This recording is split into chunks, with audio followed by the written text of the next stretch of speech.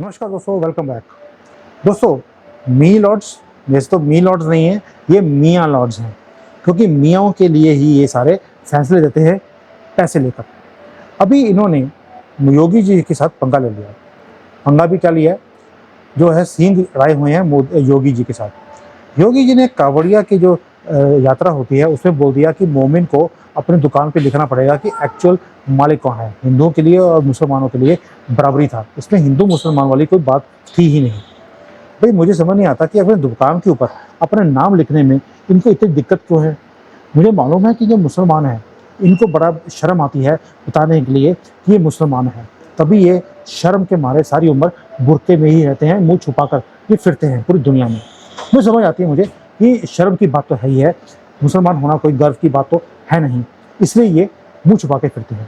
अपना नाम भी लिखने से कतराते हैं। हमारे देवी देवता, हमारे जो नाम होते हैं, पंडित जी की दुकान, ऐसे ऐसे नाम इन्होंने रखे होते हैं अपने वो शर्म को छुपाने के लिए।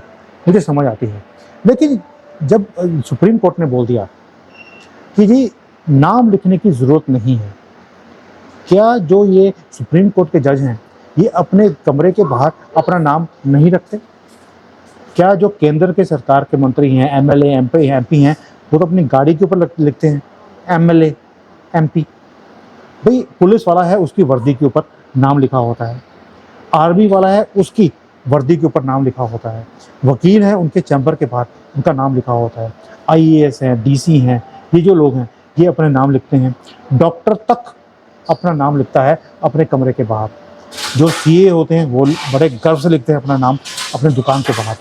इंजीनियर हो, कोई भी हो, देखिए आप कोई कंपनी का कोई डायरेक्टर हो, अपने कंपनी के बाहर, अपने कमरे के बाहर वो अपना नाम लिखता है। यहाँ तक कि आप सोच के देखिए कि दुनिया के कोई भी और ऑफिस हो, उस ऑफिस के अधिकारी का नाम लिखा होता है, प्राइवेट हो पब्लिक हो कुछ भी हो, फर्क नहीं पड़ता। लेकिन मैं आज ये आपसे पूछता हूँ दोस्तों, क्या ये नाम लिखना जरूरी नहीं है? ये जो टोपी वाले ये खाने पीने की दुकानों पे कब्जा करके बैठे हुए हैं और उसके ऊपर मालिक का नाम लिखने से ये दिक्कत क्या है इनको? क्या जो हम खाना खा रहे हैं किसकी दुकान से खा रहे हैं, क्या हमें नहीं पता होना चाहिए? क्योंकि ये भी हमारे भी ये धर्म की, हमारे जो प्रैक्टिसेस हैं उसकी आस्था का ये विषय है। क्यों कोई व्यक्ति अपनी पहचान को छुपाता है, वो भी कहाँ पर? भोजन परोसने की जगह के ऊपर। मैं आपसे पूछता हूँ ये चीज़ कि ऐसी क्या मजबूरी है इनकी कि अपना नाम नहीं देना चाहते? क्योंकि इनको भी मालूम है कि वहाँ पर थूक मिलाते हैं, पेशाब मिलाते हैं और वहाँ पर इवन की अपनी जो शिट होती है वो भी मिलाकर ये लोगों को खिलाते हैं। यूके में पकड़ा गया है, और मेरी न्यूज़ नहीं है, ये बीबीसी की न्यूज़ है कि वहाँ पर एक आदमी ने अपनी टट्टी को मिक्स करके कबाब के अंदर ये लोगों को खिलाता था, क्योंकि वो कहता है मेरा नाम तो मोहम्मद है। ये बोलकर वो मिक्स करता था, लोगों के पेट खराब हो गए।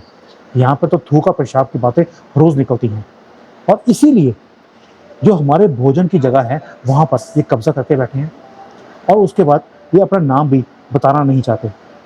क्या हमें जानने का हक नहीं है? मैं आपसे पूछता हूँ। और सुप्रीम कोर्ट वाले इनके साथ बैठ गए।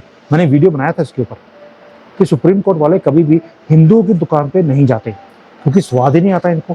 ये मुसलमानों की दुकान पे जाके खाना खाते हैं क्योंकि उसमें पेशाब और थूक मिला होता है। अब आदत पड़ गई है वैसा खाना खाने की, इसलिए इनको हिंदुओं के खाना जो है वो पसंद नहीं आता। इनको लगता है यार ब्लैंक सा खाना है, इसमें टेस्ट नहीं है, वो पेशाब की स्मेल नहीं आती है इनको, क्योंकि वो बड़ी अच्छी लगती है इनको। वैसे भी जो मूतता है इनके सामने उसी का मूत पीकर ये जजमेंट्स दे देते हैं। मैं भाषा यूज़ कर रहा हूँ ऐसे ही मेरी मजबूरी में, ये मेरी भाषा नहीं है लेकिन मुझे करनी पड़ रही है क्योंकि इनको सीधा करने का तरीका भी यही है।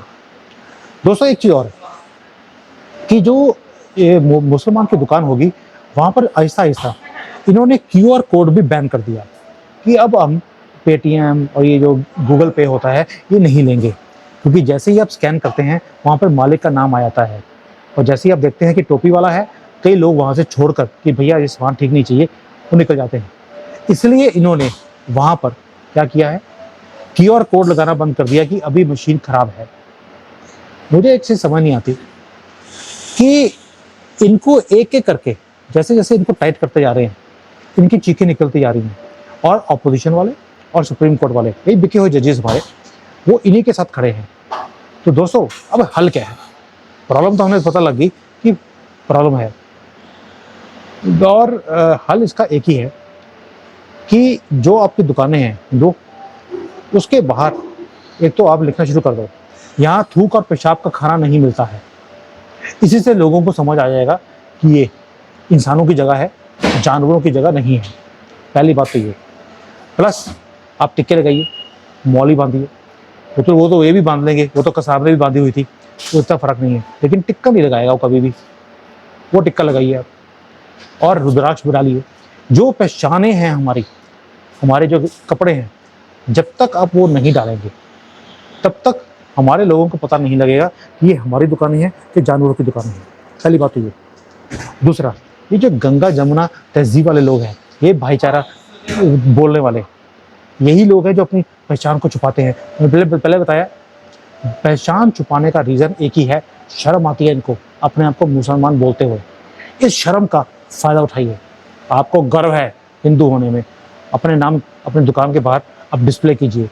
जितने हिंदू हैं अपने दुकान के बाहर अपना नाम लिखें, झंडे भगवे का कलर का वो डालिए। जब आप करना शुरू करेंगे, ये कभी भी वो काम नहीं कर सकते, ये भागना शुरू कर देंगे वहाँ से, आपके एरिया को छोड़ के भागेंगे, क्योंकि इनकी दुकानों का बहिष्कार आपके लोग, हमारी कम्युनिटी अपने आप करनी शुरू कर देगी। तीसरी बात, जो ये अपने पहचान को छुपाते हैं, ये हमें एक चीज़ करनी पड़ेगी, हम जितना ये छुपाते हैं उतना हम उजागर करें। इन्होंने अपनी दुकान के बाहर अभी मजबूरी में लिखना शुरू कर दिया, हमारी मोहब्बत की दुकान है, यहाँ पर नो हिंदू मुस्लिम होता ही नहीं है। यानी कि इन्होंने, गधों ने अपने आप ही अपनी पहचान को उजागर कर दिया। वहाँ पर राहुल गांधी की फोटो भी लगी है। ये मोहब्बत की दुकान है, यहाँ पर कोई हिंदू मुसलमान नहीं होता। क्या योगी जी ने हिंदू मुसलमान बोला था? बिल्कुल नहीं बोला। उन्होंने सिर्फ ये बोला कि अपनी दुकान के बाहर अपना नाम लिख लीजिए। इन्होंने उसको हिंदू मुसलमान का रंग दे दिया। दोस्तों, इनको टाइट करना हमारे हाथ में है। गवर्नमेंट ने जो करना था कर दिया, सुप्रीम कोर्ट ने पैसे लिए और उसके ऊपर रोक लगा दी। 4 तारीख की डेट दी है, ताकि 2 तारीख को जो ये है कांवड़िया वाला काम खत्म हो जाएगा, और उसके बाद बोल देंगे कि यार अब तो खत्म हो गया, अब इसके ऊपर बात करने की ज़रूरत क्या है। अगर आप सहमत हैं मेरी बातों से, मैं बार बार बोल रहा हूँ कि जब तक आप अपनी आवाज़ नहीं उठाएंगे, एक्शन लेना शुरू नहीं करेंगे, इसका चीज़ों का हल नहीं निकलेगा। हल गवर्नमेंट के पास नहीं है। गवर्नमेंट के पास पॉलिसी बनानी थी, बना दी, लेकिन जो जजेस हैं पैसे लेके छोड़ देते हैं, क्योंकि कांग्रेस के बैठाए हुए जजेस हैं, और वो जब तक नहीं हटेंगे तब तक ये सिस्टम चेंज नहीं हो सकता। जब तक ये सिस्टम चेंज नहीं होता। सिस्टम चेंज करने के लिए 400 पार की ज़रूरत थी, आपने होने नहीं दिया। कोई बात नहीं, अभी भी कुछ बिगाड़ा नहीं है, गवर्नमेंट हमारी ही है। जो मैंने आपको बताया है, अपने दुकानों के बाद ये करना शुरू कर दीजिए, इनका बहिष्कार अपने आप होना शुरू हो जाएगा। और मोदी जी को बार बार मैं वीडियोस में बोल रहा हूँ, चाइना का मॉडल अपनाना शुरू कीजिए। इनका जब तक पेस्ट कंट्रोल नहीं होगा, हमारे कंट्री में सुख शांति तरक्की नहीं हो सकती। और इनका भगाना, इनको अपनी कंट्री से इतना ज़्यादा ज़रूरी है। अब तो यूरोप ने इनको भगाना शुरू कर दिया, इनके ऊपर बैन लगाने शुरू कर दिए। मस्जिदों के ऊपर, हिजाब के ऊपर बैन है, बुर्के के ऊपर बैन है, क्योंकि उसके अंदर तो ये बॉम्ब ही लेके चलते हैं। वहाँ पे उनको अकल आ गई है, उन्होंने बैन करना शुरू कर दिया। मोदी जी, जिस दिन आप ये काम करना शुरू करेंगे, उसी दिन हमारे देश में तरक्की आनी शुरू होगी। आप लगे हैं लाखों करोड़ों रुपए खर्च करने के लिए, जितना आप खर्च करेंगे उतना ही ये कब्जा करेंगे हमारी जगह के ऊपर। और भाई हाईवे बनने लगता है, वहाँ पर टेम्प्रेरी मकान बना दिए रातों रात, और कॉम्पनसेशन कर लिए, ये खड़े हो गए आपके पास, और आपको पैसे देने पड़ेंगे। ये है इनका DNA। और जो मकान बनाए हैं वो भी सरकारी ज़मीन पे बनाए हैं। आप अपनी ज़मीन तो इनके पास होती नहीं है, वो भी कब्जा किया होता किसी ना किसी की जगह का। दोस्तों, मोदी जी को मैं हर रोज़ जगाने की कोशिश कर रहा हूँ। मेरे साथ इस मुहिम का पार्ट बने, लोगों को जगाने का काम करें। 1 साल से मैं ये काम कर रहा हूँ, आप मेरा साथ देते ही नहीं हैं। जिस दिन आप मेरा साथ देना शुरू कर देंगे, हम अपनी कंट्री को भी, अपने धर्म को बचा लेंगे।